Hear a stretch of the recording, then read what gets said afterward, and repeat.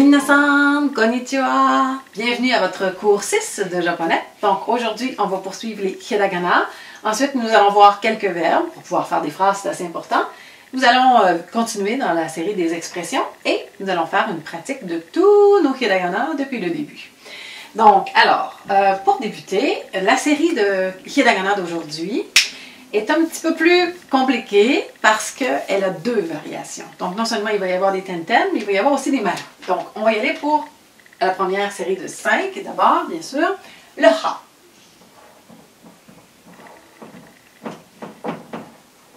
Ha, on n'oublie pas de prononcer le H, bien sûr. Donc, on fait comme le ki, une ligne verticale en remontant légèrement. Ensuite, notre ligne et une espèce de L à l'intérieur. Donc ça va être notre ha.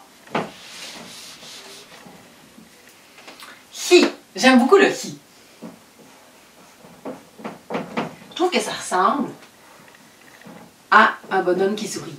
Hein, n'est-ce pas? Hi, hi, hi. Alors, façon de le retenir. Je n'ai pas des trucs pour toutes mes hiragana, mais pour celui-là, j'en ai un.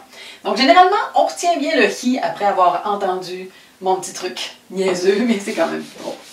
Alors, hi. Ha, hi, hu. Le hu est davantage prononcé comme un fou. C'est sûr que ça dépend toujours des régions parce qu'il y a des accents aussi au Japon. Mais fou davantage. Donc, vous allez faire un petit chapeau incliné, ensuite une petite bulle et deux lignes comme ça. Ça va arriver, certaines graphies, j'arrive pas à les tracer, là, mais certaines graphies à l'ordinateur vont les joindre. Je ne sais pas trop là, mais ils vont pas les lâcher entre les deux. Donc ça va arriver en calligraphie aussi. Encore une fois, c'est une autre graphie possible. Quand on l'écrit, par exemple, à la main, on va l'écrire comme ça. Ha, hi, hu, he. He, on l'aime beaucoup. Encore une fois, il n'est pas difficile. Un petit peu plus court, hein, ce côté-ci que ce côté-ci. Vous le comprenez. Ha, hi, hu, he. Et finalement, ho. Donc, le ho ressemble au ha. Donc, on fait notre ligne verticale en remontant légèrement. Deux lignes horizontales. On part du haut et on fait une espèce de L à l'intérieur. Attention, il ne faut pas que ça dépasse ici. Ça ne marchera pas. Ce ne sera pas un beau caractère. Donc, ha, hi, hu, he, ho. Je vous les réécris. Donc, ha, hi, hu, he, ho. Alors, celui-ci va avoir deux variations. La première est un tenten. Donc, le ha, toute la série des H va devenir des B. Donc, c'est assez facile à retenir. Ça fait ba, bi, bu, b et bo. On se sert énormément de cette série, donc c'est important de bien la retenir. Ensuite, vous allez avoir les maru. Donc la variation aussi avec les maru, qui va faire non pas un B, mais un P. Donc un pa, pi, pu, pe, po. Alors, ha, hi, hu, he, ho, ba, bi, bu, be, bo, pa, pi, pu, pe, po. C'est plus difficile aujourd'hui, donc on a finalement trois lignes. Vous allez avoir donc 15 signes d'un seul coup. Sachez qu'il n'y a plus de signes qui vont varier à cause de tenten ou de maru. Donc c'est vraiment notre dernière série où il va y avoir une variation. Donc c'est la dernière fois que je m'excuse de vous en apprendre plus, sous le prétexte de vous en apprendre seulement 5. Voilà. Alors ça c'est les beaux hiragana pour aujourd'hui. Quelques verbes. Nous avons vu comment composer une phrase. Mais nous n'avons pas encore vu beaucoup de verbes, en fait, sauf le verbe être et le verbe aimer. Donc, je crois que c'est quand même important qu'on s'y attarde. Comme je vous l'avais déjà dit au premier cours, je n'ai pas l'intention de vous apprendre énormément de vocabulaire. C'est quelque chose qu'on peut facilement trouver sur Internet. Les dictionnaires, c'est facilement accessible. On peut mémoriser du vocabulaire assez facilement. Donc, si vous avez les bases, à ce moment-là, ça va vous aider pour le reste. Donc, c'est un petit peu le but de vous apprendre les bases de la grammaire pour que par la suite, vous puissiez faire vous-même vos phrases. Toutefois, j'ai quand même pensez que c'est quand même important de vous présenter une première série de verbes. Donc, j'en ai ici 8. Donc, on va en apprendre 8 qui sont assez utiles et très courants. Donc, il faut seulement se rappeler que les verbes en japonais ne sont pas conjugués avec je, tu, il, nous, vous, elle, comme en français. Donc, ils ne varieront pas selon le pronom personnel. Donc, ça, c'est plus facile que nous. Ensuite, il y a deux formes de verbes. Il y a la forme qu'on va chercher dans le dictionnaire. Par exemple, ici, manger. Dans le dictionnaire, ça va être la forme neutre du verbe, qui est taberu. Sauf que la forme neutre n'est pas la forme qu'on apprend en premier quand on commence à enseigner et à apprendre le japonais, parce que c'est une forme un peu brusque. Donc, c'est une forme neutre, donc c'est la forme qu'on utilise à l'oral, souvent quand on connaît très bien la personne devant nous, mais ce n'est pas la forme la plus polie. Donc, généralement, vos professeurs vont vous enseigner la forme polie. Il y a des formes encore plus polies, mais la forme polie de base, si on veut, la forme passe-partout, tabemas. Et elle est beaucoup plus facile également à conjuguer. Donc, c'est pour ça qu'on vous apprend cette forme de verbe-là. Je vais faire la même chose. Donc, je vais vous enseigner 8 verbes, d'accord? Mais 8 verbes en forme polie. Donc, ce ne sont pas les formes dictionnaires ou les formes neutres qu'on appelle, mais ce sont les formes polies. Donc, commençons avec hanasu, qui devient hanashimasu, qui est parler. Hanashimasu, parler. Donc, on l'a vu la semaine dernière dans une expression, donc parler plus lentement, donc ça on l'a vu. Donc ça c'est très très intéressant à savoir. Ensuite, on va avoir le verbe wakaru qui devient wakarimasu, qui est le verbe comprendre. Encore une fois, on l'a vu dans l'expression la semaine dernière, quand on a dit qu'on ne comprenait pas bien. Yoku wakarimasen. Donc wakarimasu, comprendre. Ensuite, le verbe voir. Miru qui devient mimasu. Donc, voir. Ici. Donc, voir. Ensuite, on a taberu qui devient tabemasu. On en a parlé tout à l'heure. Tabemasu, bien important. Tout le monde aime bien manger.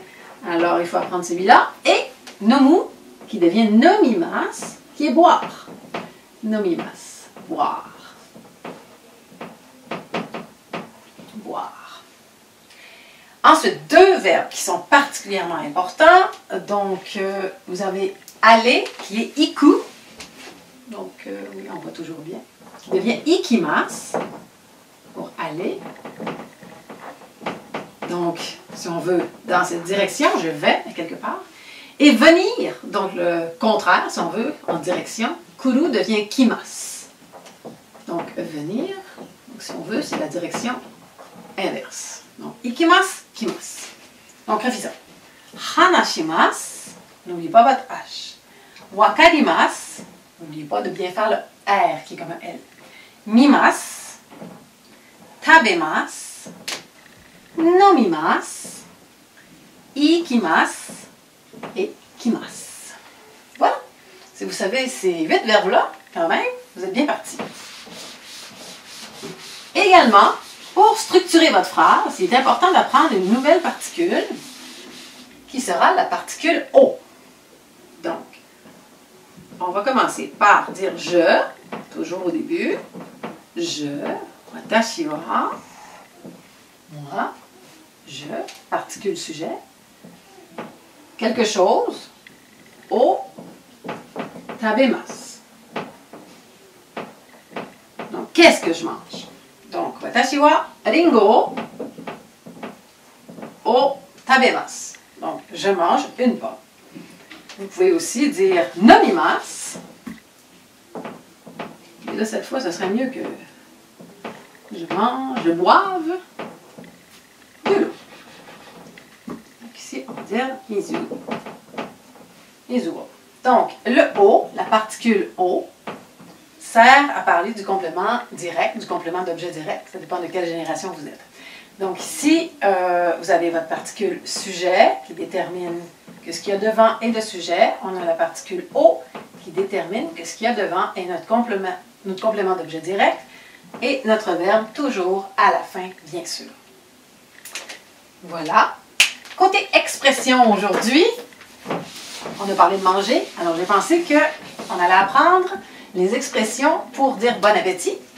Donc, bon appétit, quand on fait, avant de vous l'écrire, quand on fait bon appétit, on frappe 2 fois dans nos mains et on dit itadakimasu. Donc, itadakimasu. Voilà, bon appétit. Quand on veut dire santé, on va dire kanpai. C'est comme ça. Si on veut dire que quelque chose était très bon, on va dire, ou on va dire que c'est bon. Vous êtes en train de le manger, donc vous pouvez dire que c'est bon. Oishi desu. Desu, c'est être. Oishi, c'est bon. Et finalement, quand vous avez terminé le repas, vous faites le même geste. Vous frappez 2 fois dans vos mains en vous inclinant légèrement et vous dites Gochiso sama deshita. Encore une fois, c'est quelque chose qui n'est pas facile à prononcer pour notre bouche de francophone. Donc, pratiquez-le doucement. Gochiso sama deshita. Gochiso sama deshita.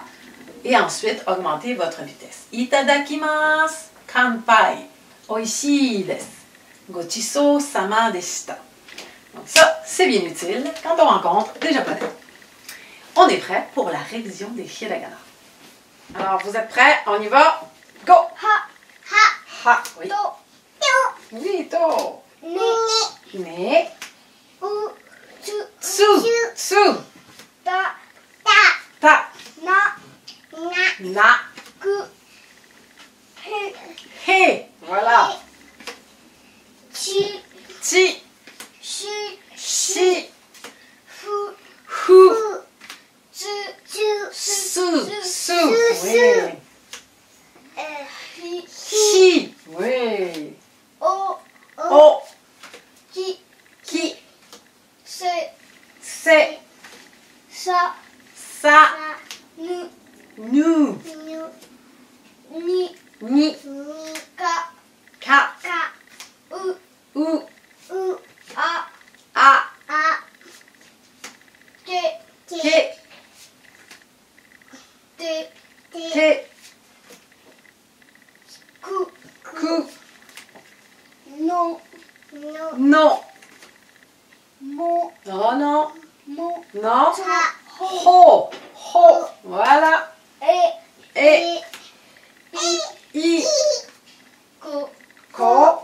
So. Alors, comme vous le voyez, c'est difficile de ne pas mélanger le ha et le ho. Donc, revisez bien. Donc, on se voit au prochain cours. Matane!